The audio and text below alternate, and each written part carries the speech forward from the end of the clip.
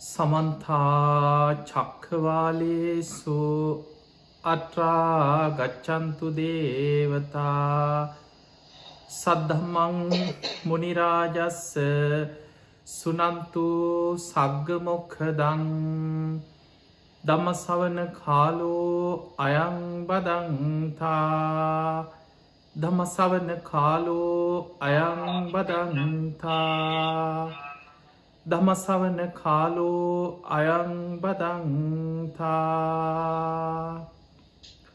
නමෝ තස්ස භගවතු වරහතෝ සම්මා සම්බුද්දස්ස නමෝ තස්ස භගවතු වරහතෝ සම්මා සම්බුද්දස්ස නමෝ තස්ස භගවතු වරහතෝ සම්මා සම්බුද්දස්ස. හැම දෙනාටම තෙරුවන් සරණ ප්‍රාර්ථනා කරමින් අද ඔබ හැම දෙනෙක්ම විශේෂයෙන් ශ්‍රී ලංකා බුඩිස් සොසයිටි කැල්ගරි ඒහි පස්සිකෝ උතුම් ධර්ම දේශනා මාලාවේ විශේෂයෙන් මේ උදුවප්පුන් පොහෝ දවස නිමිති කරගෙන අද මේ පින්වත් හැම දෙනෙක් මන්ත්‍රජාලය ඔස්සේ මේ ධර්මශ්‍රවණය පිණිස සූදානන් වෙන්. ති විශේෂයෙන් විහාරස්ථානයේ වැඩ සිටින පූජනී නායක හාමුදුරන් වහන්සේ මත්තුමගල චන්දානන්ද පූජනය හාමුදුරන් වහන්සේ බුත්තල ධම්රක්කිත හාමුදුරන් වහන්සේ ඒ වගේම අජහාන් සුභරෝ නායක හාමුදුරන් වහන්සේ ඇතුළු පූජනය හාමුදුරන් වහන්සේලා සියලු දෙනාගේ අවසරයි. ඒ වගේ මේ ධර්ම දේශනා කටයුතු වෙනුවෙන් වෙහෙස මහන්සි වෙලා මේ ධර්මප්‍රචාරයේ පිණිස බෙදා හැරීම පිණිස කටයුතු කරන කැනඩාවේ කැල්ගරි නගරේ සිටින මහි මහත්මා ඇතුළේ පවුලේ හැම දෙනාටමත් බණහන හැම දෙනාටමත් මේ ධර්මශ්‍රවණය නිවන්දොරටුවක් බවට පත්වේවා කියලා අපි මුලින්ම ආශිර්වාද ප්‍රාර්ථනා කරන. පිංගතුනේ අද මේ ධර්ම දේශනාවට විශේෂයෙන් අපේ මාතෘකාවක් හැටියට ඔබට ඔබේ ජීවිතය තුළ කර්මය ගැන තියෙන පුංචි පුංචි සැක සහිත තැන් සමහර වෙලාවට අපි නොදැනුවත්ත නෑ ඒ අකුසලයක් නෙමෙයි ඒක ඒ තරම් මහලුකු දෙයක් නෙමෙයි ඕවා මේ කවුරුත් කරනවා ඒ අද නොකර බැරි දෙයක් ඔය විදිහට හිතලා අපි සමහර වෙලාවට නොසිතන විදිහට යම් යම් කර්ම විපාකවලට අපි පැටලෙන්න පුළුවන්. අන්නේ නිසා පැහැදිලිවම මේ කර්මය රැස්වෙන්නේ කොහොමද මේ කර්මය විපාක අපි කරායන්නේ කොයි විදිහටද මේ කර්ම විෂය බුදුරජාණන් වහන්සේ අපිට තේරුම් ගන්න පුළුවන් ආකාරය පෙන්නලා දීලා තියෙන කොයි විදිහටද කියන කාරණය අපි මේ ධර්මානු ශාසනාව තුළ තේරුම් ගන්න උත්සාහයක් ගම්. මුලින්ම කර්මය ගැන අපි ගත්තොත් කර්මය ගැන චේතනාව ඔබට මෙන්න මේ විග්‍රහය හොඳින් තේරුම් ගත්තෝ. සමහරලාට ඔබටම ඊට පස්සේ තේරුම් ගන්න පුළුවන්කම තියෙනවා. එහෙම නං අපි හිතාගෙන ඉන්න දේවල් වල කොච්චර වැරදි තියෙනවාද. අපි හිතන අපි කියන අපි කරන මේ හැම දෙයක් තුළම විපාක පිණිස කර්මයක් හැදෙනවා නේද කියන එක අපිටම තේරුම් ගන්න පුළුවන්කම තියෙන. පිංහතුනේ බුදුරජාණන් වහන්සේ කර්මය ගැන පෙන්වේ චේතනාහම් භික්කවේ කම්මං වදා. මහණෙනි චේතනාව කර්මයයි. චේතයිත්වා කම්මං කරෝති කායේන වාචාය මනසා. චේතනා පහල කරලා අපි කර්ම රැස් කරනවා කායේන. අපි ක්‍රියා කරනකොට මතක තියාගන්න අපි කරන හැම වැඩක්ම හැම ක්‍රියාවක්ම අපේ කය ක්‍රියාත්මක වෙන්නේ චේතනාවක් එක්ක. වාචාය අපි කතා කරන හැම වචනයක් එක්කම හිත ඇතුළි කර්මයක් හැදෙනවා. ඒකට ධර්මය කෙන විතක්ක විචාරක. චේතනා සකස් වෙනවා. චේතනාවක් එක්ක තමයි වචන කතා කරන්න. ඊළඟට මනසා දැන් කෙනෙක් බොහෝ දෙනෙක් හිතාගෙනන්න අපි හිතන දේවල් වල එච්චර බලපෑමක් නෑ හිතට ඕන තරන් දේවල් අපි හිතනවා ඒ එච්චර ගානක් නෑ කියල කෙනෙකුට හිතෙන්න පුළුවන්. පිංහතුනි මනසා කියලා කියන්නේ මනසට එන හැම සිතුවිල්ලක් තුළම කර්මයක් රැස්සෙනවා, චේතනාවක් පහළ වෙන. දැ ඔබට මේක හරියට තේරෙනකොට ඔබට හිතේ ඉතින් කොහොමද අපි ජීවත් වෙන්නේ, හැමවෙලේම කර්ම හැදෙනවානේ අපිට, ඔහොමත් ඉන්න පුළුවන්ද කියලා ඔබට හිතෙන්න පුළුවන්.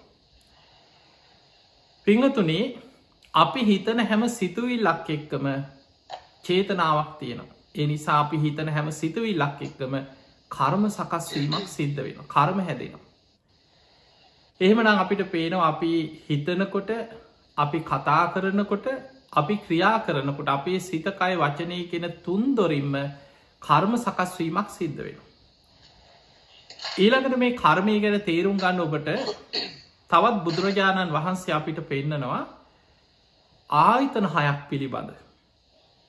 ඒ තමයි කර්ම හැදෙන ආයතන 6ක් තියෙනවා අපිට. අපේ ඇසින් කර්ම සකස් වෙනවා. කන මුල් කරගෙන කර්ම හැදෙනවා. මේ නාසය මුල් කරගෙන කර්ම හැදෙනවා. දිව මුල් කරගෙන කර්ම හැදෙනවා. කය මනස ආයතන 6ෙන්ම කර්ම හැදෙනවා. ඔන්න ඕකත් අපි ඉස්සෙල්ලා චුට්ටක් තේරුම් ගමු. කොහොමද ඇහෙන් කර්ම හැදෙන්නේ? අපිට ඇහැට රූප පේනවා. ඇහැ සජීවීව තියෙනවා නම් මේ ඇසයි රූපයයි විඤ්ඤාණය එකතු වෙනකොට අපිට ඇහැට රූපයක් පේනවා. ඒකට කියනවා ඇහි ස්පර්ශය. ඒ ස්පර්ශයත් එක්ක පේන රූපය ගැන අපිට විඳීම් ඇති වෙනවා. රූපය අඳුන ගන්නවා. කවුද මේ, පුද්ගලයෙක්ද, මිනිස්සෙක්ද, සතෙක්ද? පාට වර්ණ හැඩතල ඇහෙන් හඳුන ගන්නවා. ඒකට කියනවා සංඥාව. මේ හඳුන ගන්න දේ ගැන චේතනා පහළ වෙනවා. අන්නේ චේතනාව තමයි කර්මයක් බවට පත් වෙන්නේ. රූප සංචේතන. ඒ පේන රූපයට අනුව චේතනාවක් පහළ වෙන රූප සංචේතන. ඊළඟට කනට ශබ්ද ඇහෙනකොට, දැන් මේක ඔබට හොඳට තේරුම් ගත්තොත් ඔබට මෙතනින් එහාට තියෙන ප්‍රශ්න ටික ලියා ගන්න ලේසි. කනට ශබ්දයක් ඇහෙනවා. ඒ ඇහෙන්නේ මේ කනයි ශබ්දයයි විඤ්ඤාණය එකතු වීමෙන්. ඒකට අපි කියනවා කනේ ස්පර්ශය. ඒත් එක්කම ඒ ඇහෙන ශබ්දය ගැන විඳීමක් උපදිනවා. විඳින ශබ්දේ හඳුන ගන්න. හඳුනාගත්තේ ශබ්දය ගැනම චේතනා පහළ වෙනවා. ශබ්ද සංචේතන, එක කර්මයක්. චේතනාව තමයි කර්මය. දැන් ඔය විදිහට නාසයට දැනෙන ගඳ සුවඳ ගැන චේතනා පහළ වෙනවා. ගන්ධ සංචේතන. දිවට දැනෙන රසය ගැන චේතනා පහළ වෙනවා. රස සංචේතන. කයට දැනෙන පහස ගැන චේතනා පහළ වෙනවා. පොට්ටබ්බ සංචේතන. හිතට එන අරමුණු ගැන චේතනා පහළ වෙනවා. ධම්ම සංචේතන. එතකොට මෙන්න මේ විදිහට අපේ ඇස, කන, නාසය, දිව, ශරීරය, මනස, මේ ආයතන 6 ඔස්සේම ඇහැට පේන රූපයක් පාසා චේතනා පහළ වෙනවා. කනට ඇහෙන ශබ්දයක් පාසා චේතනා පහළ වෙනවා. නාසයට දැනෙන ගඳ සුවඳට අනුව චේතනා පහළ වෙනවා. දිවට දැනෙන රසයට අනුව චේතනා පහළ වෙනවා. කයට දැනෙන පහසට අනුව චේතනා පහළ වෙනවා. හිතෙන් මේ ගැන හිතනකොට හැම සිතුවිල්ලක් එක්කම චේතනා පහළ වෙනවා. දැන් ඔය ටික කල්පනා කරනකොට කෙනෙකුට හිතේ ඉතින් කොහොමද අපි ඉන්නේ? ඇහැට පේන රූපයක් පාසා චේතනා පහළ වෙනවනම්, කනට ඇහෙන ශබ්දයට අනුව චේතනා පහළ වෙනවනම්, නාසය ගඳ සුවඳ අනුව චේතනා පහළ වෙනවනම්, මේ හැම වෙලාවෙම ආයතන 6න් එන හැම අරමුණක් පාසාම චේතනා පහළ වෙනවා. චේතනාවම නම් කර්මය. එහෙමනම් ඔබට තේරෙන්න ඕනේ ඔබටවත් මටවත් අපි කාටවත් කර්ම රැස් කරන්නේ නැතුව ජීවත් වෙන්න පුළුවන් ක්‍රමයක් නැහැ. අපි කාටවත් කර්ම රැස් කරන්නේ නැතුව ජීවත් වෙන්න පුළුවන් ක්‍රමයක් නැහැ. එහෙමනම් අපිට හැම මොහොතෙම කර්මයක් රැස් වෙනවා. අපේ ජීවිතේ එකම වෙලාවක් තියෙනවා කර්මය විපාක ශක්තිය නැති වෙලාව. එකම වෙලාව. ඒ තමයි අපි නිදාගෙන ඉන්නකොට.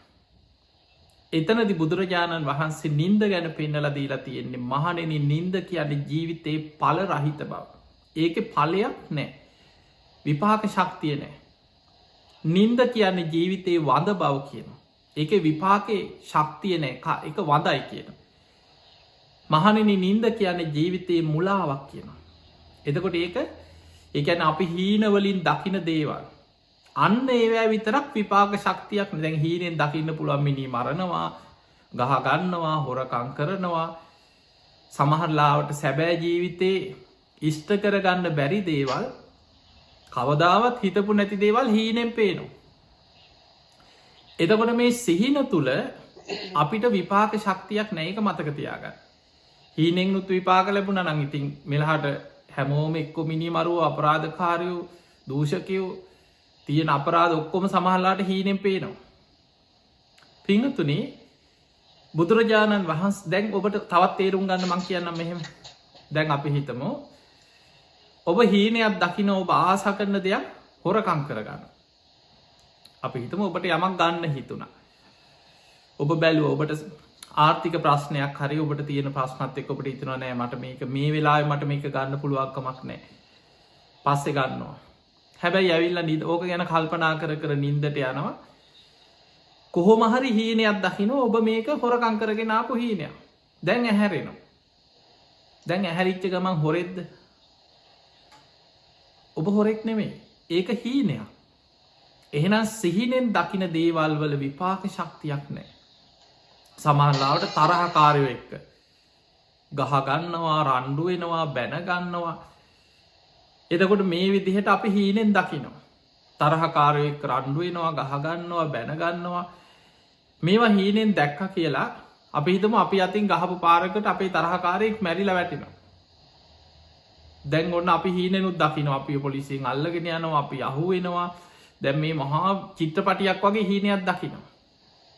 එක පාට ඇහැරෙනවා. දැන් ඇහැරිච්ච ගමන් කල්පනා කරන මොකද්ද මේ වුනේ? දැන් මිනිමරුවෙක්ද ඔබ? ඒක සිහිනයක්. හැබැයි මතක තියාගන්න මේ ධර්මයේ බුදුරජාණන් වහන්සේ උගන්වනවා පව්කාර හීන දකින්න නැතුව නින්ද තුලත් හිත රැකගන්න පුළුවන් ක්‍රමේ බුදුරජාණන් වහන්සේ පෙන්නනවා. න පාපකන් සුපිනම් පස්සති පව්කාර හීන දකින්න නෑ කියනවා. ඒ කාටද? මෛත්‍රී භාවනා වඩන කෙනාට. බුදුරජාණන් වහන්සේ මේ මෛත්‍රී භාවනාවේ ආනිසංස 11ක් පෙන්නවා. එයින් 10ක් දිට්ඨ ධම්මවේද. ඒ කියන්නේ මේ ජීවිතේ ලැබෙන ආනිසංස 10ක් පෙන්වනවා. ඒ ආනිසංසවල පළවෙනි මේක තමයි සැපසේ නින්දකට යනවා. බොහොම සාන්ත සැප නින්දකට වැටෙනවා යා. සුකම් පටිබුංජති ප්‍රබෝධමත් අවදිවීමක් ලබනවා. එතකොට එයාගේ නින්දත් සැප සහිත නින්දක් අවදිවීමත් ප්‍රබෝධමත් නින්ද. ඒ අතර නින්ද ඉන්න වෙලාවේ න පාපකන් සුපිනම් පස්සති. පව්කාර හිත පෙළන බය තැති ගැනීම ඇතිවෙන පාපී සිහින දකින්නෑ කිනොයා. එහෙනම් අපිට පේනවා අපේ නින්ද තුළ මේ සිහිනවලටත් එක හේතුවක් වෙන්නේ අපි ඇහැරලා ඉන්නකොට අවදියෙන් ඉන්නකොට අපි කියන කරන හිතන දේවල් එක්ක අපිට එන ඒ සිතුවිලි ධාරාව අපේ නින්ද තුළ අපි භයානක පව්කාර හීනවල අපිව අසරණ කරනවා. එතකොට බුදුරජාණන් වහන්සේ මෙන්න මේ සිහිනවල තමයි විපාක ශක්තියක් නෑ කියලා පෙන්වනවා. දැන් ඔයාලට ගොඩාක් උදාහරණ බුද්ධ කාලීන උදාහරණ විනය පිටකේ තියෙන සිදුවීම් ගොඩාක් තියෙනවා. ඔබට මේ ටිකෙන් තේරෙන්න ඕන එහෙනම් අපිට නිදාගෙන ඉන්නකොට හීන දකින්නකොට ඒවැන් විපාක පිණිස කර්මයක් හැදෙන්නේ නැහැ. හැබැයි එහෙනම් අපි අවදියෙන් ඉන්නකොට නැකිටලා ඉන්නකොට සිහියෙන් ඉන්නකොට හැම වෙලාවෙම යමක් කියනවද යමක් හිතෙන් හිතනවද යම් ක්‍රියාවක කරනවද ඒ හැම වෙලාවෙම චේතනාවක් එක්කයි සිහියෙන් ඒ ක්‍රියාව කරන්න. අන්න ඒ තුළ අපිට විපාක පිණිස කර්මයක් හැදෙනවා. පිංහතුනේ දැන් ඔය ටිකෙන් හැබැයි ඔබට දැන් ඔබට හිතෙන්න පුළුවන් ඉතින් එහෙනම් නැගිටලා ඉන්නකොට හැම වෙලාවෙම ඔහොම හිතන්නත් බෑ කර්ම හැදෙනවා කතා කරන්නත් බෑ චේතනාවක් පහළ කරලා. ඉතින් කොහොමද අපි ජීවත් වෙන්නේ කියලා. බුදුරජාණන් වහන්සේ අපි කාටවත් ධර්මයේ මහණෙනි කර්ම කරන්න එපා කියලා කොහෙවත් නැහැ. මතක තියාගන්න. කර්මයක් රැස් කරන්න නැතුව ඉන්න පුළුවන් කියලා එහෙම ක්‍රමයක් පෙන්නලත් නැහැ. එහෙම ඉන්න බෑ අපිට. ඒ කියන්නේ අපි හිතනකොට හැම වෙලෙම කර්ම රැස් වෙනවා නම් චේතනාව නම් කර්මය. කතා කරන වචනයක් පාසා විතක්ක ਵਿਚාර හිත ඇතුලේ චේතනා පහළ වෙනවා. අපේ කය ක්‍රියාත්මක වෙන්නේ චේතනාවක් එක්කනම්. ඇහැට පේන රූප, කනට ඇහෙන ශබ්ද, නාසයට දැනෙන ගඳ සුවඳ, දිවට දැනෙන රස, කයට දැනෙන පහස, මේ හැම වෙලාවෙම ආයතන හයනොත් චේතනා පහළ කරලා නම් මේ කර්ම රැස්වෙන්. අපිට හැම වෙලේම කර්ම රැස්වෙනවා. එහෙනම් මොකක්ද බුදුරජාණන් වහන්සේ අපිට කර්මය ගැන පෙන්නලා තියෙන ක්‍රමවේදේ, ධර්මයේ තියෙන මොකක්ද? බුදුරජාණන් වහන්සේ අපිට පෙන්නලා දීලා තියෙන්නේ එක කොටසක් තියෙනවා නවත්ත ගන්න ඕනේ. මේ ආයතන හයෙන් වේවා, සිත කය වචනේ මුල් කරගෙන වේවා, අපි රැස් කරගන්න කර්මයන්ගේ එක කොටසයි තියෙන්නේ නවත්ත ගන්න අපිට. ඒ තමයි සබ්බ පාපස්සකරණ. සියලු පාපී අකුසල් වලින් වළකින්න කියනවා. අන්නේ අකුසල කර්ම තමයි වළක්වන්න ඕනේ. කුසලස්ස උපසම්පදා. ඒවත් කර්ම තමයි. දැන් මේ බණහන එක කර්මයක්. පුණ්‍ය කර්මයක් රැස් වෙනවා. එතකොට අපි බණහනකොට පුණ්‍ය කර්ම රැස් වෙනවා, බණ පොත් කියවනවා, දන් දෙනවා, සිල් රකින්නවා. ඒ හැම වෙලාවෙම අපේ සිත, කය, වචනේ ওই තුන් දොරම පිනත් එක්ක එකතු වෙලා බැඳෙනවා. එතකොට පින් රැස් වෙනවා. ඒව කරන්න එපා කියලා කොහෙවත් නැහැ. බුදුරජාණන් වහන්සේ අපිට එපා කිව්වේ පාපී අකුසල්, රාග, ద్వේෂ, මෝහ බලවත් වෙලා සිද්ධ වෙන අකුසලයට පක්ෂ වෙච්ච මේ අකුසල එකක් දෙකක් නෙමෙයි, සබ්බ පාපස්ස. සියලු පාපී අකුසල් වලින් වළකින්න කියන්නේ. එතකොට සියලු පාපී අකුසල් වලින් එයා වළකිනවා. කුසලස්ස උපසම්පදා. පුළුවන් තරම් කුසල් උපසම්පදා කියන්නේ ඒක වඩන්න, දියුණු කරන්න, වර්ධනය කරන්න. ඒවත් කර්ම තමයි. ඊළඟට කර්මය ගැන ඔබට තේරුම් ගන්න පුළුවන් තවත් විස්තරයක් තියෙනවා. දැන් අපි පින් කරනකොට අපිට රැස් වෙනවා කර්මයක්. ඒකට කියනවා පුඤ්ඤාභි සංස්කාර.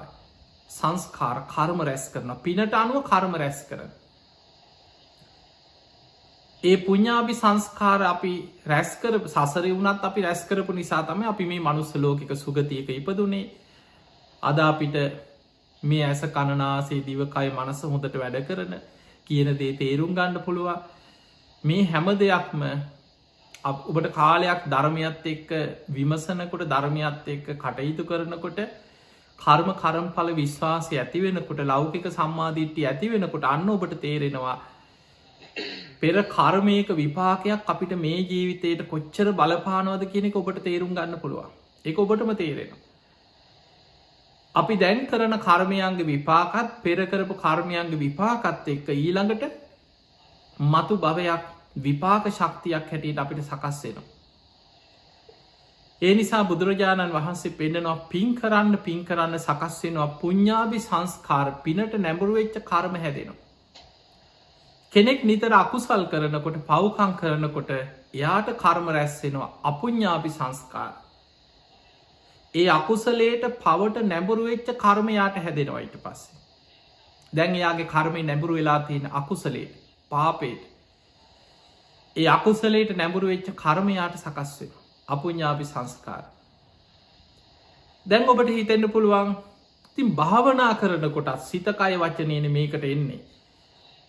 භාවනා කරනකොටත් කර්මනේ රැස් වෙන්නේ. කර්ම තමයි ඒවත්. භාවනා කරනකොටත් කර්මයක් රැස් වෙනවා. ඒකට කියන්නේ ආනෙන්ජාභි සංස්කාර කියලා. පින් කරනකොට රැස් වෙනවා පුඤ්ඤාභි සංස්කාර. අකුසල් කරනකොට රැස් වෙනවා අපුඤ්ඤාභි සංස්කාර.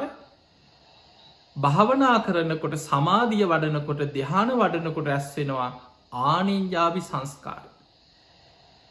දැන් ඒ සංස්කාරයන්ට අනුව උපදින හැටිය පින් කරන කෙනා පුඤ්ඤාභි සංස්කාරයට අනුව යාට හැදෙනවා සුගති සහිත ලෝකයක විපාක පිණිස කර්මයේ බලවත් වෙනවා. පිනට අනුව. අකුසල් කරන කෙනාට සතර අපාය දුක් සහිතව ඒකේ විපාක ඒ පැත්තට හැදෙනවා. භාවනා කරලා ධ්‍යාන වඩන කෙනාට ආනෙන්ජාභි සංස්කාරය ඔස්සේ තමයි බ්‍රහ්ම ලෝකවල, රූපී අරූපී බ්‍රහ්ම තලවල උපත පිණිස හැදේ. ඒ නිසානේ ධ්‍යාන වඩාගත් අය බ්‍රහ්ම ලෝකවල උපදින්නේ. එහෙනම් අපිට පේනවා ඔබ සමතේ වඩනකොට, ඔබ භාවනා කරනකොට ඔබට කර්ම රැස් වෙනවා. ඒවා සුගති සහිතව රූප අරූපී බ්‍රහ්ම තලවල පළවෙනි දෙවනි තුන්වෙනි හතරවෙනි කියන මේ ධ්‍යාන මේවා ලේසි දේවල් නෙමේ. කාලයක් භාවනා කරලා පංච නීවරණ යටපත් කරලා ඔබ ඔබේ හිතේ ඒකාග්‍රතාවයක් සමාධියක් උපදවල ධ්‍යාන මට්ටම් වලට හිත දියුණු කරන. ඒ ධ්‍යානවලට ඔබේ හිත දියුණු කරාට පස්සේ ඒ ධ්‍යාන තලවලට අනුව රැස්වෙන කර්මයෙන් ඔබ මරණින් මත්තේ උපද්දවන්නේ බ්‍රහ්ම තලව.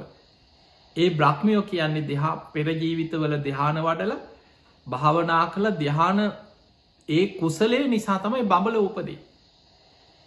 ඒ විදිහ රූපාවචර බ්‍රහ්ම ලෝක 16ක් බුදුහාඳුරු පෙන්වන. ධ්‍යානවල තියෙන ශක්තියානුව භාවනාවේ තියෙන දියුණුවානුව ඒ බ්‍රහ්ම තලවල උපදින. ඊළඟට කෙනෙක් අරූප ධ්‍යාන වඩලන ආකාසානංචායතන විඤ්ඥානංචායතන ආකින් චඥායතන නේව සංඥානාසඥ ඔයකින් අරූප ධ්‍යාන වඩලන අරූප ලෝකවල උපදී. එහෙමනම් අපිට පේනවා පින් කරන කෙනා සුගතියට පංචකාමයන් එක සුගති සහිතව කර්ම හැදෙනවා. අකුසල් කරන කෙන අපාය පැත්තට නැඹුරු වෙලා ඒ දුක් සහිත විපාක පැත්තට කර්මය හැදෙනවා. භාවනා කරල ධ්‍යාන වඩපු කෙනා බ්‍රහ්මලෝකවල රූපාරූපී බ්‍රහ්ම තලවල විපාකප නිස කර්ම හැදෙන. බුදුරජාණන් වහන්සේගේ ධර්මය අපිට පෙන්නනවා බුදුරජාණන් වහන්සේ විපස්සනාවක් අපිට විදර්ශනාව අනිත්‍ය භාවනාව ඒ තුළත් කර්මයක් හැදෙනවා. හැබැයි ඒ කර්මය විශේෂයි. ආර්යෂ්ඨායික මාර්ගය ගැන බුදුරජාණන් වහන්සේ පෙන්නුවේ මහනෙනි ආර්යෂ්ඨායික මාර්ගය කියලා කියන්නේ කම්ම නිරෝධගාමිනී ප්‍රතිපදා. ඔන්න මතක තියාගන්න ආර්යෂ්ඨායික මාර්ගයට කියන නම. ආර්යෂ්ඨායික මාර්ගයට කියන නම තමයි කම්ම නිරෝධගාමිනී ප්‍රතිපදා. අර පුණ්‍ය කර්ම පිනට අනුව රැස්වෙච්ච කර්මයනු ෂේ වෙන. අකුසල් කරලා අකුසලේට අනුව රැස්වෙච්ච කර්ම ෂේ වෙන. අර ධ්‍යාන වඩල බ්‍රහ්මතලවලට අනුව රැස්වෙච්ච කර්ම ෂේ වෙන. ඒනම් විදර්ශනා වඩනකොට ඒ විදර්ශනාවෙන් යම් කර්මයක් රැස්වෙනවද ඒ කර්මි බුදුහාන්දුරුව පෙන්නුවේ මහනෙන අර අකුසල්වලට ධර්මය පෙන්න්නන එක තැනක කළු කර්ම. පින්වලට පෙන්වන සුදු කර්ම. එදකොට ධ්‍යාන වඩලා එයා රැස් කර ගන්න කර්මය කළුත් නොවන සුදුත් නොවන කර්ම ධ්‍යාන වඩල. එදකට බුදු හාදුරු පෙන්න්න මහනෙන විදර්ශනා වඩනකොට ඒ විදර්ශනාව තුළ යම් කර්මයක් රැස්වෙනවද. ඒ කර්මය සිද්ධ වෙන්නේ කළු කර්මවල විපාකත් සුදු කර්මවල විපාකත් කළු සුදු කර්මවල විපාකත් කළුත් නොවන සුදුත් නොවනේ කර්මෝල විපාකත් ශේවීම පිණිසමයි කියෙනවා ඒ කර්මය බලවත්තේ. එනිසා මතක තියාගන්න එහෙම නං අපි භාවනා කරලා විදර්ශනා වඩනකොට ඒ විදර්ශනාව තුළ තමයි පුුණ්්‍ය කර්ම පාපී කර්ම ධ්‍යානවලට අනුව රැස්වෙච්ච කර්ම මේ සියලු කර්ම ශේවීම පිණිස පවතින කර්මයක් අපි රැස් කරගන්න. ඒ තමයි කම්ම නිරෝධ ගාමනී ප්‍රතිපදා.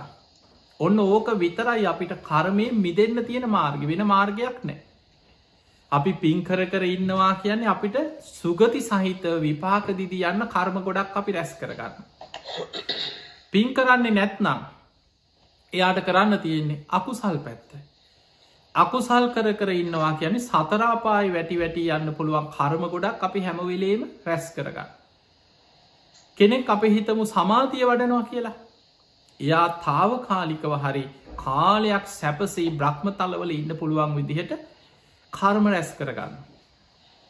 බුද්ධ ශාසනයෙන් පරිබාහිරව පවා ධ්‍යාන වඩලා බ්‍රහ්මලෝකොල උපදින ක්‍රම බුදුරජාණන් වහන්සේ පෙන්නලා දීලා තියෙන.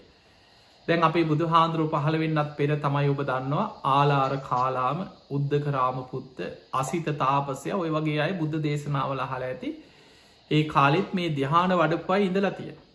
ඒ ධ්‍යාන වඩල ධ්‍යානසුවෙන් බ්‍රහ්මලෝකවල ගියා ඉඳලතිය. හැබැයි ඒ අය බොහෝ කාලයක් කල්ප ගනම් බ්‍රහ්ම තලවල සැපවිඳ විඳ හිටියට ඒක සම්පූර්ණ ගැලවෙන විමුක්ති මාර්ගයක් නෙමේ. විමුක්ති මාර්ගයේ හොයාගන්න බුදුරජාණන් වහන්සේලා. බුදුවරු තමයි පහළ වෙලා අපිට පෙන්නල දෙන්නේ කොහොමද කර්මයෙන් නිදහස්වෙන් පින්කර කර සංසාරීම දිගට යනවට වඩා සුගති සහිත මාර්ගයක යන පාරටත් වඩා අකුසල් කර කර අපාය වැටි වැටි යන මාර්ගයටත් වඩා යම් යම් භාවනා ක්‍රම මිත්‍යා භාවනා හරි මොනුවෙන් හරි හිත එක කරලා යන්තම් බ්‍රහ්ම ලෝකෙක මේ බ්‍රහ්ම ලෝකෙ ගියත් දිව්‍ය ලෝකෙ ගියත් හැමෝම සම්මාදිට්ඨියම ඉන්නවා නෙමෙයි. බුද්ධ දේශනාවල පේනවා සමහර බක බ්‍රහ්මයා කියලා එක දේශනාවක තියෙනවා බ්‍රහ්ම ලෝකේ උනත් යම් යම් මිත්‍යා දෘෂ්ටික මතවාද තුල භාවනා කරලා බ්‍රහ්ම තලවල ඉපදිච්ච බ්‍රහ්ම දෙවිවරු ඉන්නවා. ඒ අය මිත්‍යා දෘෂ්ටිකයි. එතකොට දෙවියන් අතර වුණා සම්මාදිට්ඨික මිත්‍යා දෘෂ්ටික කියලා කොටස් දෙකක් තියෙනවා. පිංහතුනි දෙවියන් වුණත් දේශනාවල සඳහන් වෙනවා දිව්‍ය චුති කියලා සූත්‍රයක බුදුහාඳුරෝ පෙන්නනවා. මහණෙනි දිව්‍ය ලෝකයේ ආයුෂ ගෙවලා චුත වෙන දෙවියන්ගෙන් බොහෝ පිරිසක් ආයුෂ ඉවර වෙනකොට සතර අපායට වැටෙනවා. සමහරු නිරේ උපදිනවා. එහෙමනම් අපිට පේනවා අපි මේ රැස් කරගන්න කර්ම පින්පව් මේ කර්මයන් අපිට ඕන විදියට බලවත් වෙනවා නෙමෙයි. අන්න ඒක මතක තියාගන්න. වැදගත්ම දේ තමයි දැන් ඔබට හිතෙන්න දැන් බොහෝ සාමාන්‍ය සමාජය තුල ඔබ නිකන් හිතන්න ඔබ ඇසුරු කරන අය ඔබ කතා බහ කරන අය ඔබ ජීවත් වෙන සමාජය තුල සමහරු මෙහෙම කියන අය ඕන තරම් ඇති. අපි ඉතින් පන්සල් ගියේ නැති වුණාට අපි ඉතින් ඔය පූජා වට්ටිය උපාසක මල් වට්ටිය අතේ තියාගෙන අටපිරිකර ඔළුවේ තියාගෙනම හිටියේ නැති වුණාට අපි ඉතින් එහෙම පව් කරන්නේ නැහනේ. අපි කාටවත් කරදරයක් කරන්නේ නැහැ. අපි ඉතින් කාලා බීලා අපේ පාඩුවේ ඉන්නවා. ඔය කතාව අපේ නෑදෑයොත් කියනවා. ඕන තරම් සමාජය තුල ඔබ ඕන තරම් අහලා ඇති. අපි පව් කරන්නේ ඒ නිසා අපිට ප්‍රශ්නයක් නැහැ කියලා. දැන් බලන්න කර්මයේ රැස් වෙන්නේ චේතනාව තුළ. පව් කරනවා කියලා මේ එළියට පැනලා ආයුධයක් අරගෙන මිනිස්සුන්ට කොටන එකවත් අපි නිකම් මහා අපරාධකාරයෙක් හොරෙක් වංචනිකයෙක් හැටියට මේ හඳුන්වන ඒ මට්ටමින් කර්ම නොකරට හිත ඇතුලේ කෙනෙක් ගැන ඊර්ෂ්‍යාවක් උපදිනවා කියන්නේ ඒකත් අකුසල කර්මයක්. ද්වේෂය ඇති වෙනවා. සමහරලාවට ඒ ද්වේෂය කියන එක ඔබට ඔබ ගැන ද්වේෂය උපදිනවා. ගෙදර අය ගැන ද්වේෂය උපදිනවා. සමහරලාවට කෙනෙක් කතා බහ කරනකොට ඒ වචන ඔබට නුරුස්සන කේන්ති යනවා. ඒ තුල ඔබට අකුසල් රැස් වෙනවා. අනුන්ගේ දේවල් වලට ආස කිරීම මේ මනසෙන් රැස් වෙන අකුසල් බුදුහාඳුරෝ පෙන්නනවා. හිතෙන් විතරක් ගත්තා හිතෙන් රැස් වෙනවා අවිජ්ජා. අවිජ්ජා කියන්නේ අනුන්ගේ දේවල් වලට ආස කරනවා, ලෝභ කරනවා. හිත ඇතුලෙන් හිතෙනවා. බලන්න ඔබ නිකන් හිතේ ස්වභාවය හිතන් කෙනෙක් දැක්කහම කෙනෙක් ලස්සනට ඉන්නකොට අපි මූණට පෙන්වෙන්නේ නැති වුණාට හිත ඇතුලේ උපදිනවා ඊර්ෂ්‍යාකාර සිතුවිලි. අනුන්ගේ දේවල් වලට ලෝභ කිරීම, ආසා කිරීම මනසේ රැස් වෙන භයානක අකුසලයක් කියලා. ඊළඟට ද්වේෂය, වෛරය. හිත ඇතුලෙන් කොච්චර මිනිස්සු ද්වේෂයෙන් පුපුරනවද කියලා හිතන්න. හිත ඇතුලෙන් පුපුරනවා. හිතෙන් වෛර කර කර හිත ඇතුලේ ද්වේෂයෙන් වෛරයෙන් හිතෙන් සාප කර කර ඉන්නවා මිනිස්සු. කරගන්න දෙයක් නැහැ සමහරලාට. එක්ක රටේ නීතියක් නිසා හරි තමන් අහුවෙයි කියලා හරි මොකක් හරි දෙයකින් ඔබට ඔහු වෙනුවෙන් යමක් කරගන්න බැරි වෙන්න පුළුවන්. හැබැයි හිත ඇතුලෙන් වෛර කරනවා, ද්වේෂ කරනවා, පුපුරනවා, සාප කරනවා. ඒක මනසේ රැස් වෙන විශාල අකුසලයක්. දරුණුම අකුසලේ බුදුහාඳුරෝ පෙන්වේ මහණෙනි භයානකම අකුසලේ තමයි නියත මිත්‍යා දෘෂ්ටි. ඒක මනසේ රැස් වෙන දෙයක්. පින් පව් කියලා දෙයක් නැහැ. ඔය දෘෂ්ටි ඔබ තුලක් ඇති ඕන තරම්. මතක තියාගන්න බෞද්ධ ස්වරූපෙන් හිටියත් නමට බෞද්ධ වුණා. වැඩි පිරිසක් ගත්තොත් ලෞකික සම්මාදිට්ඨියටවත් ඒ ගන්නවා කියන එක ලේසි දෙයක් නෙමෙයි. මෙන්න මේ සම්මාදිට්ඨික අදහස් ටික බුදුහාඳුරෝ පෙන්වුවා නියත මිත්‍යා දෘෂ්ටියයි ලෞකික සම්මාදිට්ඨියයි පැහැදිලිව පෙන්නලා දීලා තියෙනවා. නියත මිත්‍යා දෘෂ්ටිය දන් දීලා වැඩක් නැහැ. සමහරවිට ඔබට ඕක දරුණුවටම නැති වෙන්න පුළුවන්. හැබැයි ඒක එක එක ස්වරූපෙන් තියෙනවා. දානය ගැන අපිට පැහැදිලි දැක්මක් නැහැ. ඒ නිසා ওই දන් දීලා වැඩක් නැහැ. කෝ ඔය විපාක. අන්න එහෙම හිතෙන අවස්ථා එනවා. ඒක නියත මිත්‍යා දෘෂ්ටි. ඊළඟට අපි කරන මහා පින්කම් ඔය අප උපස්ථාන කිරින් ඔය ලොකුවට කරන ඕවා වැඩක් නැහැ කියලා හිතෙනවා. දැම් බලන්න ඒ තුළ අපි ඔය දුෘෂ්ටිය තුළ පිහිටලම අපි කියන දේවල් නැද්ද? ඔයිට වඩා හොඳයින මේ කන්න නැතිය උට දන් දුන්නන. කොච්චර ඉන්නවද අහිංසක මිනිස්සු. එතකොට අපි ඒ විදිහට දානය ගැන හරි අපිට හිතෙන දේවල් එක් අපි යම් යම් නිගමනවලට එනවා. පිංහතුනී පින රැස්වෙන්නේ මෙහෙමයි. දවසක් කොසල් රජ්ජුරුවෝ බුදු හාමුදුරන්ගෙන් ඇවිල් අහනෝ සාමීනී කාට දුන්නොද්ද පින් රැස්වෙන්නේ කියලා. ඔන්න ප්‍රශ්නය හොඳට අහගන්න. කොසල් රජ්ජුරු අහනවා සාමීනී මම කාටද දන් දෙන්න ඕන කාට දුන්නොද්ද පින් රැස්සේ. බුදුරජාණන් වහන්සේ වදාලා කොසල් පළවෙනියට අහන්න මෙහෙමයි සාමීනී භාග්‍යතුන් වහන්ස මං කාටද දන් දෙන්න ඕන කියලා. එතනදි බුදුරජාණන් වහන්සේ වදාලා රජතුමනි ඔබ කැමති කෙනෙකුට ඔබ ආස කෙනෙකුට ඔබ දන් දෙන්න පින් රැස්සෙන දන්දීම කියන්න පිනක්. ඔබ කැමති ඕනම කෙනෙකුට දෙන්න පිනක් තියෙනවා කීවයිකි. අන්න එහෙමනම් සතෙකුට දුන්නත් දකිනා විභංග කියල සූට් එක පෙන්නවා එක සතෙකුට කුසගින්න නිවාගන්න කෑම ටිකක් දුන්නත් ආත්ම 100ක් ආනිසංස ලැබෙන පිනක්. හිඟන්නෙකුට දෙනවා කන්න නැති අසරණ මනුස්සයකුට ආත්ම 1000ක් ආනිසංස ලැබෙන පිනක්. එතකොට ඔය වගේ පෞද්ගලික දාන 14ක් බුදුරජාණන් වහන්සේ එකින් එක ආනිසංස වැඩිවෙන ආකාරි ධර්මී පෙන්නල දීලා තියෙන. අන්න කොසල් රජ්ජුරු අහපු පළවෙනි ප්‍රශ්නමං කාටද දන් දෙන්න. බුදුරජාණන් වහන්සේ වදා රජතුමා කැමති ඕනම කෙනෙකුට දෙන්න. අන්න එහෙනම් ඔබ තුළත් තියෙනවා සමහරුකි නොනෑ අපි නන් දන් දෙන්නේ වැඩිහිටි නිවාසවලට ඒක ගොඩක් හොඳයි කියන. සමහරුකි නොනෑ ඊට වඩා ආබාධීත නිවාසක ළමයිට දී පහම ඊට වැඩිය හොඳයි. ඔයිට වඩා හොඳයි කියෙන කන්න නැති ඔවුන්ට දුන්නා. එතකොට ඔහොම ඒ අපි හිතන විදිහ ඒක පිනක් මතක තියන ඒක පිනක්. ඊළඟට කොසල් රජ්ජුරු අහනවා සාමීනී කාට දුන්නොද්ද මහත්ඵල මහානිසංස වෙන්නේ කියලා ඇහු. ඔන්න දෙවනි ප්‍රශ්නය. පළවෙනියට ඇහුවේ කාටද දන් දෙන්න ඕනේ. දෙවනියට අහනවා කාට දුන්නොද්ද මහත්ඵල මහානිසංස වේ. බුදුරජාණන් වහන්සේ වදාළ රජතුමනී ඔය ප්‍රශ්න දෙකක්. කාට දුන්නොද්ද මහත්ඵල මහානිසංස වෙන්න වෙන ප්‍රශ්නයක්. ඔබට මහත්ඵල මහානිසංසවීම පිණිසනං දන් දෙන්න ඕනෑ රාග දවේශ මෝහ ප්‍රහාණය කරගත්ත පිරිසකට හරි රාග දවේශ මෝහ ප්‍රහාණය කිරීමට මහන්සිගණ්ඩ පිරිසකට දන් දෙන්න කියව. එතකොටයි කිව මහත්ඵල මහානිසංසවෙන් ඔන්න ඕක තේරුම් ගන්න. දැන් අපි දානයක් දෙනකොට දානය අග්‍රම කොටස පූජ කරන්නේ ගුරූපදේශ රහිතව රාග දවේශ මෝහ ප්‍රහාණය කරපු බුදුරජාණන් වහන්සේව සිහි කර. ඊළඟට දා අපි පන්සලේ හාමුදුරු තුන්නමක් වෙන්න පුළුවන් දෙනමක් වෙන්න පුළුවන් එක නමක් වෙන්න පුළුවන් 19ක් වෙන්න පුළුවන් හැබැයි අපි දන් දෙන්නේ සාංගීකව. අතීත වැඩ සිටිය වර්තමානය වැඩයින්න අනාගතයේ පහළ වෙන සියලු සංඝය අරමුණු කරගෙන.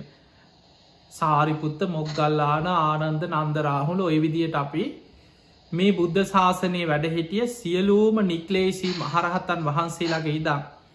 මාර්ගපල්ලාබී සියලු සංඝයා සිහිකරගෙන ඒ මාර්ගයේ ගමන් කරපු ප්‍රතිඵල ලබපු සියලු දෙනා වෙනුවෙන් අපි දන් දෙනු. එතකොට අර නිකලේ සුත්තමයන් වහන්සේලා ඒ වෙනුවෙන් මහන්සි ගන්න අය ඒ මාර්ගය වඩනයි ඒ සියලු දෙනායකට ඇතුළත් වෙනවා. අන්න එතකොට ඒ දානේ තමයි කියන මහත්ඵල මහානිසංසවේ. එතකොට බලන්න අපි මොකද අපි මේක තේරුම් ගන්න දැ අපිට ඕන තරන්ස කෙනෙකුට කියන්න ඔය හාදුරට කොච්චර හම්බෙනවද ඕන තරන් කොච්චර අහක යනවද ඔයිට වඩා කන්න නැතිවුන්ට දීපහම කොච්චර පිනක්ද. එහෙම හිතෙනවා. කන නැති අයටත් දන් දෙන්න ඒකත් පින සත්තුන්ටත් දෙන්න ආත්ම 100 කානිසංස ලැබෙන පින. අසරන බඩකින්න ඉන්න මනුස්සේකුට කෑමටිකක් දුන්නොත් ආත්ම 1000 කානිසංස ලැබෙන පින. එතකොට සිල් ඇත්තන්ට වෙන්න පුළුවන් කාට දුන්නත් පින් රැස්වෙන. හැබැයි මතක තියාගන්න මහත්ඵල මහානිසංස වෙන්න නං රාගදවේශ මෝහ ප්‍රහාණය කරපු පිරිසක් හරි ඒ වෙනුවෙන් මහන්සි ගන්න පිරිසක් අරමුණු කරගෙන දන්දේ. එදකොට ඒ දානි මහත්ඵල මහනිසංසවේ. ඊළඟට තවත් මේ කර්මය චේතනාව ගැන තේරුම් ගන්න තවත් තැනක් ඔබට දැන් අපි බුද්ධ පූජා තියෙනවන. බොහෝ වෙලාවට ඔබ තුළත් ඇති ඔබ දන්න අය ඇසුරු කරන අය තුළත් ඇති බුදු හාමුදුරුවද පිරිනිවන් පාල. මෙච්චර මේ ලොකුවට මෙච්චර මේ වියදං කල බොරුවට බුද්ධ පූජාවල් තියන්න ඕනද. ඔයි බුද්ධ පූජාවට බනින ගරහන කොච්චර ඉන්නොත් කියලා හිතා. සමහර වෙලාවට අපි දකින සමහර බුද්ධ පූජාවල් බොහොම ලස්සනට ගිලම් පස වෙන වෙනම හදලා වෑන්ජන වෙන වෙනම තියලා දානි භාජන වෙනම තියලා බොහෝම ලස්සනට බුද්ධ පූජාවල් තියෙන. සමහරු ඒක දැකලා හිත පහදවනු අනේ සාදු සාදු කියලා හිතෙන් සතුටුවේ. තව කෙනෙකුට ඒ බුද්ධ පූජාව දකිනකොට හිතෙන අපරාධික් ගොන් වැඩ මුන්ට මොලේ නෑ මෙච්චර මේ බොරුවට කණ නැති මිනිෙකුට දුන්නනම් හොඳයි බුදු හාමුදුරුත් අද නෑ පිරිනිවම් පාල මේ මැටි පිළිමවලට මේ එහෙම හිතනවා මේ මැටි පිළිමවලට මේ බොරුවට දානි පූජ කර මුම් මේ මෝඩය මෙච්චර මේ දියුණු වෙච්ච කාලේ අන්න ඒ වගේ අදහස් අපිට එනවා. ඒ අදහස් කියන ඒවා තර්ක කරන ඒවා සාකච්ඡා කරන අය ඕන තරම් ඔබ තුළ ඇති. දැන් බැලූ බැල්මට අපිට හිතන ඇත්තනේ නම් මේ පිංහතුනි බුදුරජාණන් වහන්සේගේ ගාථාවක උන්වහන්සේ මෙන්න මේ විදිහට අපිට ඒ පින රැස්වෙන ආකාරය පැහැදිලිය පෙන්නල දෙනවා මෙන්න මෙහෙම. තිට්ටන්තේ නිබ්බුතේ චාපී සමේ චිත්තේ සමේ පලං චේතෝ පනීදි හේතුහි සත්තා ගච්චන්ති සුග්ගති. තිට්ටන්තේ ගැන බුදුරජාණන් වහන්සේ ජියවමාන වැඩ ඉන්නකොට.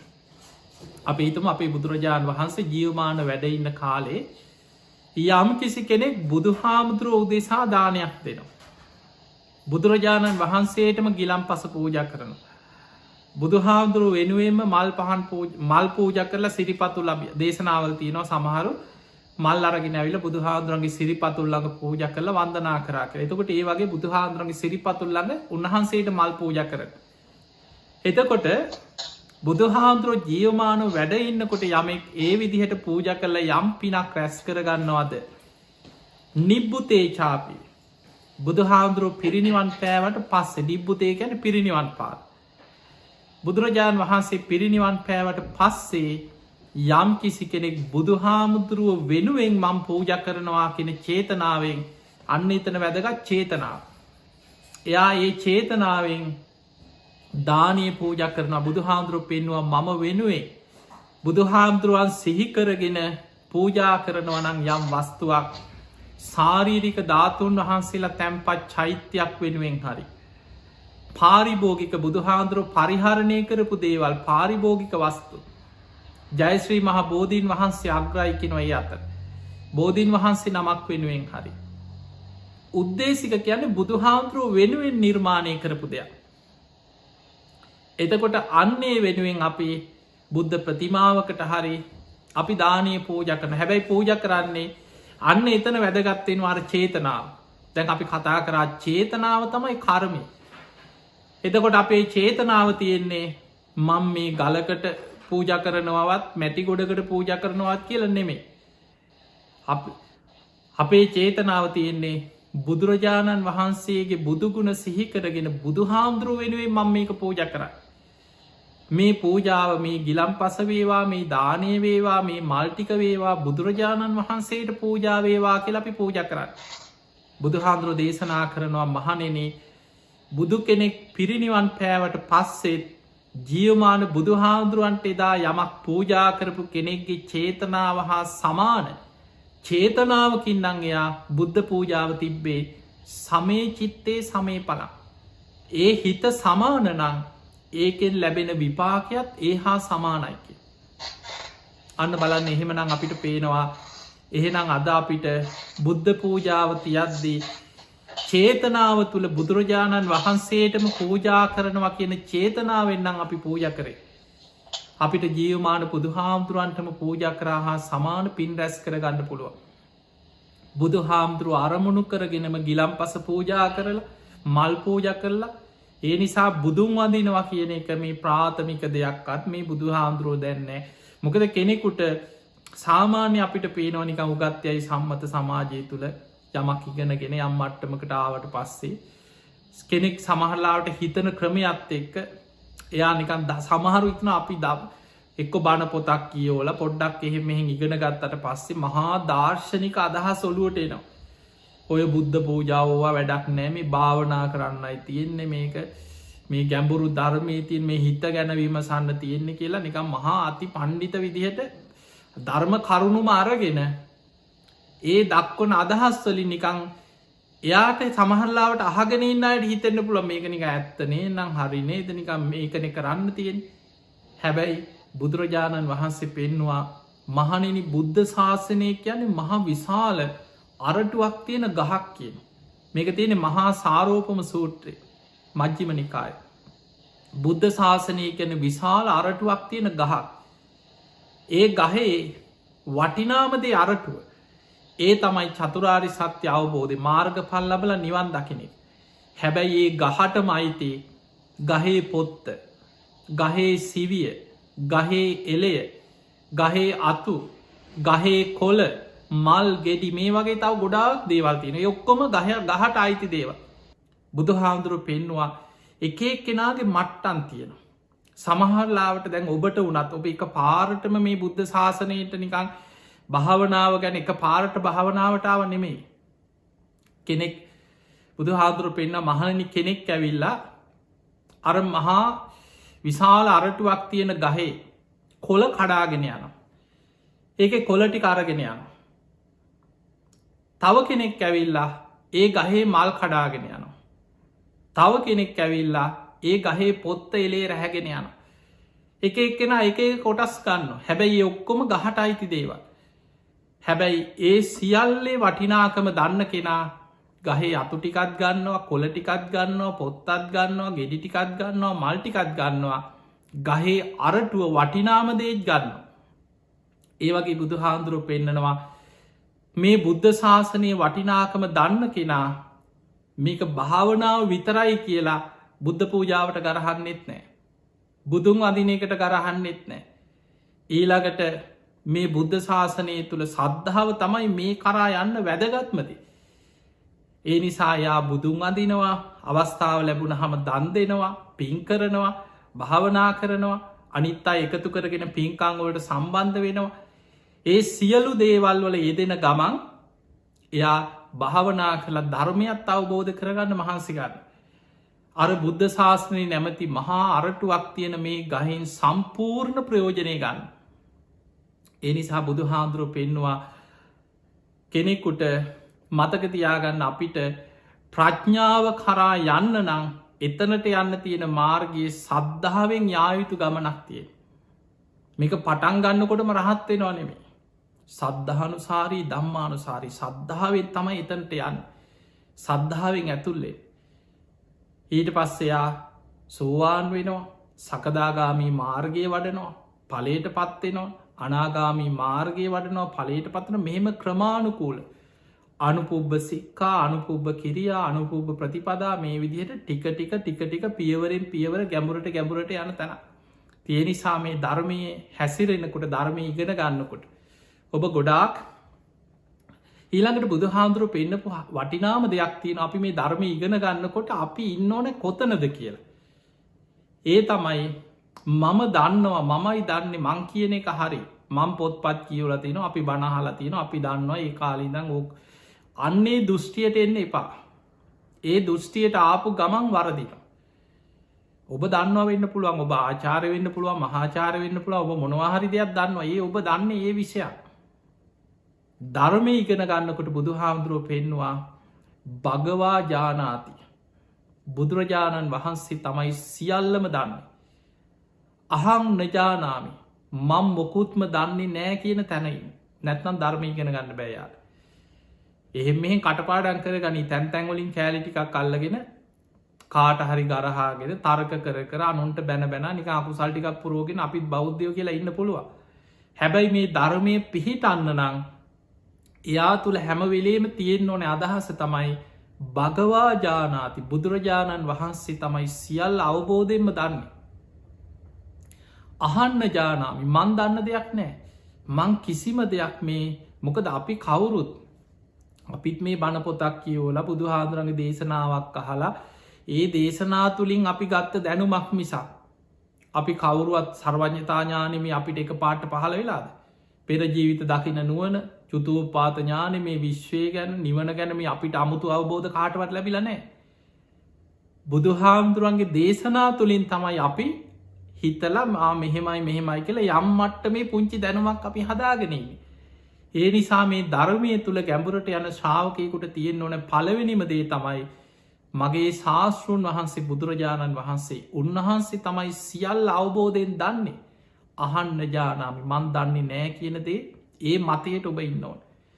ඊළඟට සත්තා මේ භගවා බුදුරජාණන් වහන්සේ තමයි මගේ ශාස්තෘන් වහන්සේ බුදුහාමුදුරුව තමයි මගේ ශාස්තෘන් වහන්සේ ශ්‍රාවකෝ හමස්මි මං උන්වහන්සේගේ ශ්‍රාවකෙක් මං බුදුහාමුදුරන්ටත් ඉහලින් කියන මට්ටමට මොකද සමහර අයත් එක කතා කරනකොට වාද තරක විතරක සමහර පණ්ඩිත අදහස් අහගෙන ඉන්නකොටම අපිට හිතෙන අම්බෝ මෙයාගේ තියෙන මේ බණ තැන්තැන්වලින් එක්ක බණටිකා පොත්තකින් කෑල්ලක් කොහෙන් හරි කියෝල බුදුහාමුදුරන්ටත් ඉහලි අදහස් ගත්තොත් මහා පණ්ඩිත අදහස්වල ඉඳගෙන තරක විතර්කවලට ඒ නිසා මේ ධර්මී ගැඹුරට යන කෙනා හැම වෙලාම හිතන්නේ නිහතමානී මේ ධර්මී පිහිටන්න එතනදී සත්තා මේ භගවා බුදුහාමුදුරු මගේ ශාස්තෘන් වහන්සේ ශ්‍රාවකුමාමස්මි මං උන්වහන්සේගේ ශ්‍රාවකයෙක් විතරයි ඔන්න ඔතන ඉඳං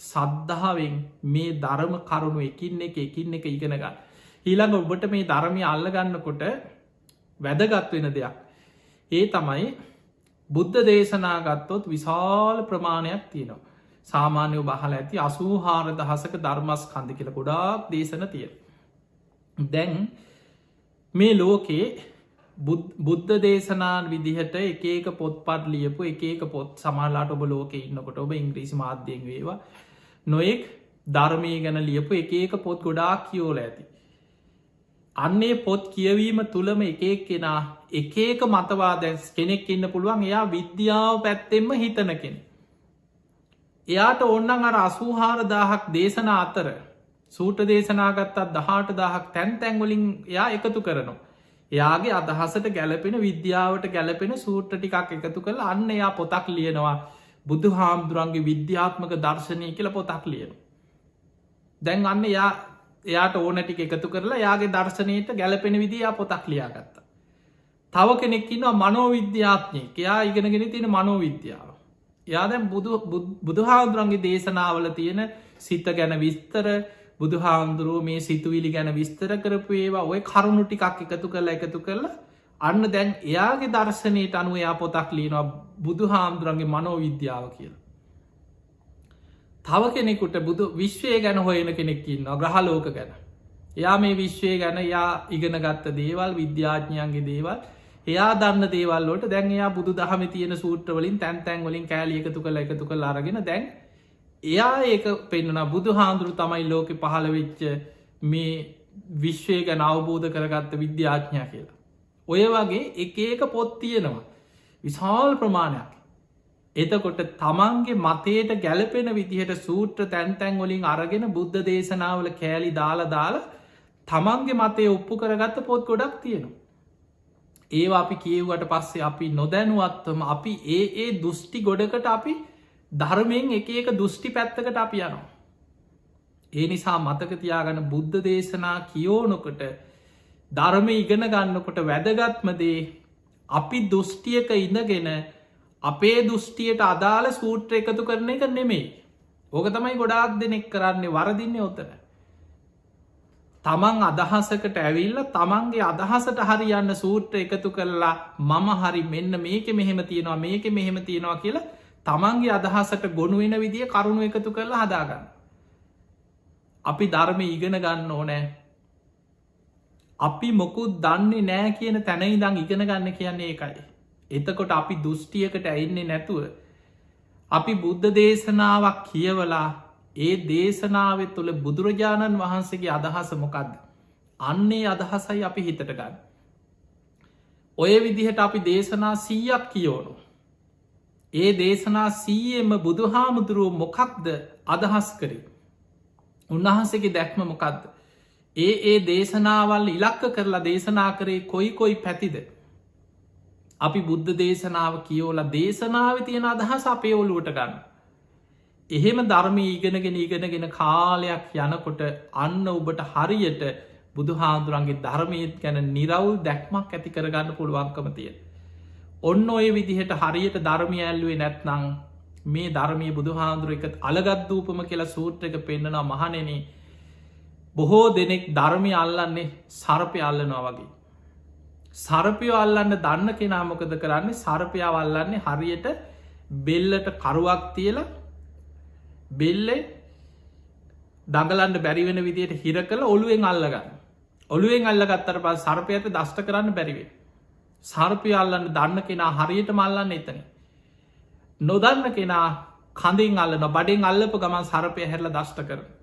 සමහරු නැට්ටෙන් අල්ලන අල්ලපු ගමන් හැරල දෂ්ට කරන. ඒ වගේ සමහරු වැරදි විදිහට සර්පය අල්ලන්න ගිහිල්ල සර්පයගෙන්ම තමන් විනාසවේ. ඒ විදියට බුදු හාදුරුවෝ ඇයි මේ ධර්මය සර්පයකුට උපමා කරන්න. මේ බුදු කෙනෙක්ගේ ධර්මයක්. සාරා සංකයේ කල්පලක්ෂයක් පාරමී පුරලා බුදුවෙන ආත්මෙත් අවුරුදු 6කට ආසන්න කාලයක් දුස්කරක්‍රියා කරලා මහා දුක්ගැහැට විඳලා බුදු කෙනෙ අවබෝධ කරගත්ත ධර්මයක්. අපිට ඕට විදිහට කපලා කොටලා වෙනස් කරල අපේ අදහස් දාලා පණ්ඩිත තර්ක විතර්ක දාලා මේ ධර්මය එක විදිහට අපි වෙනස් කර විග්‍රහ කරන්න ගියොත් අපි දන්නෙම නැතු අපිට විශාල අකුසලයක් රැස්සේ. ඒ නිසා බුදුහාදුර පෙන්නුවත් ධර්මය අල්ලනවනං හරි විදිහට ධර්මය අල්ලගන්න. ඒ ධර්මය ඔබව සංසාර්දුකින් එතර කරවන. ඒ නිසා මේ ධර්මය අප ඉගෙන ගන්න ඕනෑ වාදවිවාද පිරිස නෙමේ. ධර්මය ඉගෙන ගන්න ඕනෑ සංසාරදුකින් නිදහස්වීම පිණිසයි. නිවන පිණිසයි. අන්න ඒ පිණිස ධර්මය ඉගෙන ගන්න. ඒ නිසා ඔබට එක පැත්තකි ලොකු භාගයක් අද ලැබිල තියෙනවා බණ පොත් පත්තියෙනවා ඕන තරම් බණහන්න ලැබෙනවා අන්තර්ජාලයෙන් ඕන තරම් බණ තියෙන හැබැයි ධර්මය අහනකොට අන්න අර කියන තැන ඔබට ඉතාම වැදගත් වෙනවා බුදුරජාණන් වහන්සේ තමයි සියල් අවබෝධයෙන් දන්න මම කිසි දෙයක් දන්න කෙනෙක් නෙමේ. බුදුරජාණන් වහන්සේ තමයි මගේ ශාස්තෘන් වහන්සේ මන් ශ්‍රාවකයෙක් විතරයි කියන තැනයිදං බුද්ධ දේශනා බොහොම නිහතමානීව කියවත්. හොදට බණහනකොට තමන් මොකුත් දන්නෑ කියන තැනයිදං ආදුනිකේ බණහන වගේ බණහන්. එහෙ මහලා ඒ දේශනාව කියවෙන අර්ථය ග්‍රහණය කරගෙන ඒ ඔස්සේ මෙනෙහි කරන්න. යෝනිසෝ මනසිකාරයේදේ අන්න එතකොට ඔබට කාලයක් යනකොට නිරවුල්ල මේ ධර්මය තේරුම් ගන්න පුළුවන් හැකියාවෙනවා. ඊළඟට කර්ම විෂය මේක හරී සියුම් තැන් තියෙන. සමහරලාවට අපේ තරක විතර්ක ගොඩාක් දේවල්ලෙක් මේ ගැන කතා කරනකොට අපි මේ මාතෘකාව ගැන කතා කරනකොට මේ මාතෘකාව තෝරගන්න පෙර මොකක් ද අපි අද දවස මේ ධර්ම දේශනාවට යොදාගන්න කියලා අපි සමහර තැන් කතා කර අපිට සැක ඇති වෙන තැන් අපිට පේනව සමහරලාවට ඔබ මේ රටවල් වල බටහි රටවල් වල ජීවත් වෙනකොට ඔබ කැනඩාවෙන්ඩ පුළුවන් ඇමරිකාවේ යුරෝපී රටවල් වල සමහර වෙලාවට ඔවුන් ගන්න තීරණ ඔබ වෛද්‍යවරයෙක් හැටියට වෙන්න පුළුවන් මිසී කෙනෙ දරුවෙක් වෙන්න පුළුවන් දෙමවපියෝ ගැන වෙන්න පුළුවන් සමහරලාවට අපි දකිනවා මෙවැනි රටවල් වල දුක්විඳිනවට වඩා හොදයි මැරෙන එක කියලා එහෙම තැනකට එනවා. මේ රටවල් මිනිස්සු ගැන හරියට මානුසිකව හිතනවා තමයි. හැබැයි ඔවුන් කර්මය ගැන ඔවුන්ට ඒ දැනුම නෑ. ඔබ දන්න දැන් මම මේ ඔස්ට්‍රේලියාව වැඩඉන්න මේ කාලි මේ රටවල් වල වනත් මිනිස්සු ගැන සත්තු ගැන වනත් ගෙදර ඇති කරන සතෙක් ගැන වනත් වැඩහිටියෝ ගැන හරියට මානුසිකව හිතනවා ඒ අයට හරියට උදව්පකාර කරනවා ආණ්ඩුවෙන් පුදුම විදිහට ඒ අය ගැන නීතිරීති තියෙනවා බලනවා ඇති හැම දෙයක් මෙහෙම තමයි. හැබැයි අපි හිතම අස්වයෝ අස්වරේස් තියෙනවා. මේ අස්වයා කොච්චර ආදරෙන් හදා වඩාගෙන මේ අස්වය රේස්වල්ට පුරුදු කරලා කොච්චර හැදුවත් අපි හිතම මේ අස්වයාගේ කකුලක් ඇඩ්නො රේසකේද. ඊට පස්සේ හොඳ කරන්න බැයිනම් පැත්තකට ගෙනහිලා වෙඩි තියෙන වෙඩි තියල මරණ. එතකොට ඒක තමයි ඔවුන්ගේ සමහරලාවට සතේ ඒ සතාට එක්කො බරපතල් ලෙඩක්නම් සනීප කරන්න බැයින ඉන්ජෙක්ෂණයක් ගැහම මැරුවා. ඒ සතාට ඒ දක්වන ඒ ක්‍රමේම තමයි මනුස්්‍යයන් ගැන සමහරලාවට හිතනවා. දුක්විදිනවට වඩා හොඳ මිනිස්සුන්ටත් ඒක හිතට පුළුවන් අනේ දුක්විදිනවට වඩා හොඳයි මැරෙන එක අනේ අම්ම හොම දුක්විදිනවට වඩා හොඳයි අම්මට ඉක්මනින් මැරෙන් අවස්ථාව හදල දෙන එක මතක තියාගන්න අපි එක කෙනා ගෙනාපු කර්ම තියෙනවා ඒ කර්මවල අපේ ජීවිතවල අපි සමහරලාවට මරණාසන්න මොහොතේ අපි ඒ විදවල හරි ඒ ගෙවල හරි ඒ කර්මයට අනු අපිට ලැබෙන මරණයක් අපිට ලැබෙනවා අපි කවදාව සදාකාලිකව ඉන්න නෑ හැබැයි ඔබ ඉස්සර වෙලා සමට දරුව පස් දෙනෙක් එන්න පුළුවන් කට්ටියම එකතු වෙලා තීරණය කරල හැමෝ මස්සං කරලා ඔබ මරණය ඔබ හිතන්නේ නෑ අපි මේ උත්සාහ කරන්නේ ඉක්මනින් මරණය ලාගා කරලා දෙන්න දුක්විදින නිසා හැබැයි මතක තියාගන්න ඒ ඔබේ කැමැත්ත ඔබේ එකගතාවේ මත සිද්ධ වෙන්නේ ඔබ මරණය ඉක්මං කරලා දෙන්න ඔබ නොදැනුවත්ව විශාල අකුසලයක් කරගන්න කෙනෙක් වෙන්න පුළුව චේතනාව තුළයි කර්මය රැස්වේ තිය නිසා එවැනි අවස්ථාවල් වල බුද්ධිමත්ත මගහැරලා ධර්මය දන්න කෙනා බේරෙන්න්න දක්ෂ කෙනෙක් බවට පත්තේ තිය නිසා එවැනි අවස්ථාවන් ගොඩාක් තියන අපිට ධර්මය එකින්නේ කරගෙන ගොඩා සියුම් තැන් අපිට විස්තර කරගන්න තේරුම් ගන්න විග්‍රහ කරගන්න පුළුවන්කම තියෙනවා තිය නිසමකද ඒවාගේ දේවල් අපිට ගොඩක් මේ රටේ ලෝක වෙන දේවල් ඊළඟට මිනිස්සු ඒවා තුළ පස්සේ මානුසික විදවනු සමහර අය එවැනි දේවල් කරලා පස්සේ බනහලා තේරිලා භාවනා කරන්න යනකොට බණහනකොට කර්මය ගැන තේරුම් ගන්නකොට තමන්ට තේරෙනවා ඇත්තනේන්න එදාමන් චේතනාවක් පහල කරලා නේද ඒකට කැමැත්ත දුන්න මට මේකෙන් අකුසලයක් රැස්සුනාදුව කියලා පස්සේ තමන්ගේ හිතට ඒක වද දෙනවා ඊට පසේ තමන්ට භාවනා කරගන්න බෑ හිතට වද දෙනවා තමන් විදෝනු ඒ නිසා එවැනි කර්ම විපාකවලට ඔබ ඉදිරිපත් නොවී බුද්ධිමත්ත කර්මය කියන මොකක්ද චේතනාව තුළ කර්ම රැස්සෙන්නේ කොහොමද මේක හොඳට තේරුම් ගන්න කර්ම විෂය කියන්නේ අපිට ඕන විදියට පාලනය කරන්න පුළුවන් දෙයක් නෙමේ මතක තියාගන්න මේ විශ්වය තියෙන මේ ධර්මතාවයක් නියාමයක් කම්ම නියාම මේ බුදුහාමුදුරුව මේ අඳුන්ලදීලා බුදුහාමුදුරුවන්ගේ කැමැත්තට වෙන එකක් නෙමේ කාගවක් කැමැත්තෙන් වෙන එකක් නෙමේ බුදුහාමුදුරුව කරේ මේ සිද්ධ වෙන ක්‍රියාව මෙන්න මේකයි වෙන්නේ මේ විදිහටයි කර්ම රැස්සෙන් සත්‍යය සංසාරයන්නේ මේ විදිහටයි මේකෙන් මිදෙන්න මෙහෙමයි කියලා ක්‍රමය අපිට පෙන්නල දුන්න විතරයි තිය නිසා හැම බුදු කෙනෙක්ම පහළ වෙලා අපිට පෙන්නල දුන්නේ සබ්බ පාපස්සා කරන සියලු පාපි අකුසල් වලින් වලකින් කුසලස්ස උප සම්පදා පුළුවන් තරම් පින් කරන්න කුසල් වඩන් සචිත්ත පරියෝදපනා තමන්ගේ හිත දමනය කරගන්න භාවනා කරන්න ඒ තම්බුද්ධානු ශාසන මේක තමයි බුදුරජාණන් වහන්සේ අපිට පෙන්න්නපු අනු ශාසනාව තින් ඒ උතු මනු ශාසනාව තුළ පිහිටල අකුසල් වලින් වලකින්න චේතනා පහල කරලා සිතකයි වචනය මුල් කරගෙන කරන කිසිම අකුසලයකට යොමු එන්න එපා පුළුවන් තරන් සියලු අකුසල් වලින් වලකින් හැම මොහොතේම පිනක් කුසලයක් රැස් කරගන්න මහන්සි ගන්න ඔබේ සීත කයි වචනය මුල් කරගෙන පින් කරන්න කුසල් වඩන් හිතෙන් පවා මෛත්‍රිය පුරුදු කරන්න කරුණා මෛත්‍රිය ගුණධර්ම සම්මාධිට්්‍යිය කුසල් පින් සචිත්ත පරියෝධපන ලැබෙන හැම වෙලාම හිත දමනය කරන්න බණ භාවනා කරන්න හැබැයි මේ සියලු කර්මයන්ගේ මිදන්න තියෙන එකම මඟ තමයි කම්ම නිරෝධගාමිනී ප්‍රතිපදාව ඒ තම යාර්යෂ්ඨායක මාර්ගය මේ පුුණ්‍ය කර්ම පාප කර්ම පිම් පව් විපාක් මේ සියලු කර්මයන්ගේ මිදිලා නිවන කරායන්න තියනේ මඟ ආර්යෂ්ඨායක මාර්ග ඒ මාර්ගයේ පියවරෙන් පියවර මඟ වඩාගන්න තිේ මාර්ගයේ දියුණු කරගෙන ඔබ හැම දෙනාටම උතුම් ධර්මයම අවබෝධ කරගන්න වාසනාව ලැබේවා ලැබේවා ලැබේවා කියල අපි ඔබට ආශිර්වාද ප්‍රාර්ථනා කරනවා